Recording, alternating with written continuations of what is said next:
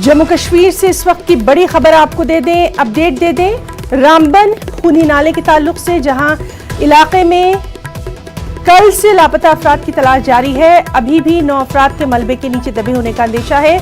आज सुबह 5:30 बजे दोबारा राहत और बचाव का काम शुरू किया गया। कल जेर तामीर सुरंग टनल 3 का एक हिस्सा गिरने से यह हादसा पेश आया था। कल एक लाश निकाली गई थी और 9 अफराद की तलाश अभी भी जारी है। लगातार इस मामले पर हमारे साथी बिलाल हमारे साथ मौजूद थे और उन्होंने जिस तरह से बताया था कि कल भी रेस्क्यू ऑपरेशन जो है वो जंगी पैमाने पर जारी था। और जो एनी शाहिदीन से उनसे भी हमारी बात हो रही थी, उनका यही कहना था कि 8 से 10 लोग जो हैं वो अभी भी इस मलबे में फंसे हो सकते हैं।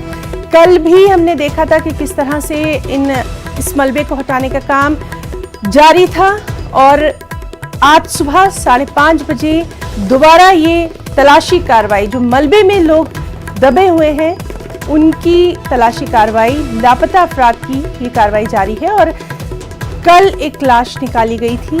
9 अफराद की तलाश अभी भी जारी है।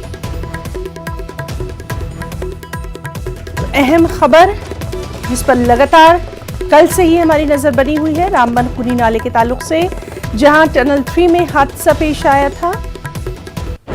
एक पहाड़ी ब्लास्ट से मुनहदिम होने के बाद पहाड़ी का जो मलबा है वो गिर गया था और वहां पर मौजूद जो मजदूर थे, जो काम कर रहे थे, वो इस मलबे में लापता हो गए थे। इनको ढूंढने का काम जारी है और तस्वीरें आप देख सकते हैं। तस्वीरों में साफ तौर पर जिस तरह से इन लोगों को ढूंढने की कार्रवाई लगातार जारी है, उस पर हमारी नजर बनी हुई है। और अभी इस वक्त की इत्तला है कि 9 लोग अभी भी फंसे होने का अंदेशा है।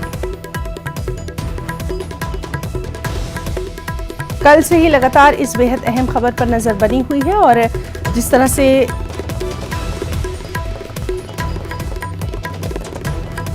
इस अहम खबर के ताल्लुक से लगातार